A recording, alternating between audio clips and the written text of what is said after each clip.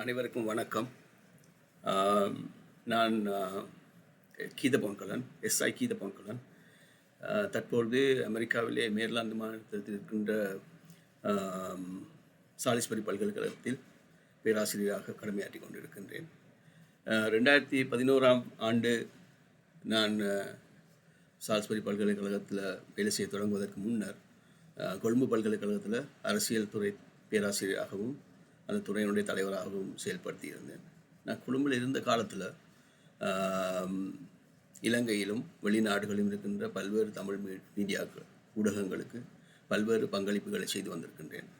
அதிலும் குறிப்பாக தினக்குரல் பத்திரிகையில் ஞாயிற்றுக்கிழமைகளில் தொடர்ச்சியான பந்திகளை எழுதி வந்திருக்கின்றேன். ஒரு 10 வருடத்துக்கு மேலாக அந்த செயல்பாட்டில் நான் ஈடுபட்டிருந்தேன். அமெரிக்காவுக்கு குடிபெயர்ந்த பிறகு எனக்கு அந்த செயல்பாட்டை தொடர முடியாமல் போயிருந்தது.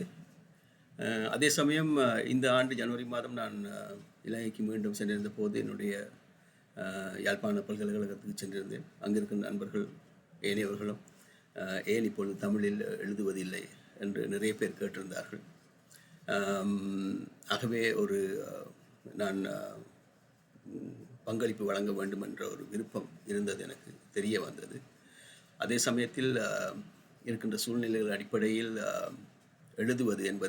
தமிழில் எழுதுவது என்பது சற்று கடினமான விடயமாக மாறியிருக்கின்றது. அதுக்கு புறம்பாக நவீனத்துடன் சேர்ந்து செல்ல வேண்டிய ஒரு அவசியம் இருக்கின்றது என்ற அடிப்படையில் நான் இப்பொழுது இந்த அலைவரிசையை இந்த சேனலை தொடங்கியிருக்கின்றேன்.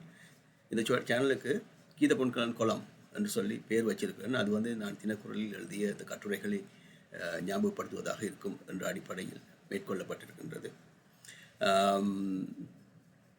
இந்த சேனல் குறிப்பாக இலங்கை மற்றும் சர்வதேச விவகாரங்கள் தொடர்பில் பிரச்சனைகள் ஏற்படுகின்ற போது அது பற்றி ஒரு ஆய்வை வழங்குகின்ற ஒரு சேனலாக இருக்கும். பிரச்சனைகள் தோற்றம் பெறுகின்ற போது தொடர்ச்சியாக அல்லாமல் பிரச்சனைகள் தோற்றம் பெறுகின்ற போது அது பற்றி ஒரு ஆய்வை வழங்குவதற்கான முடிவில் நான் இருக்கின்றேன். இதனை நான் ஒரு பரிச்சார்த்தமாகத்தான் செய்ய ஆரம்பித்து இருக்கின்றேன். நான் செலவழிக்கின்ற நேரத்துக்கு ஏற்ப போதுமான அளவு ஆதரவு கிடைக்குமாக இருந்தால் இதனை தொடர்ந்து முன்னெடுத்து செல்வதற்கு முடிவு செய்திருக்கின்றேன். Fingers crossed.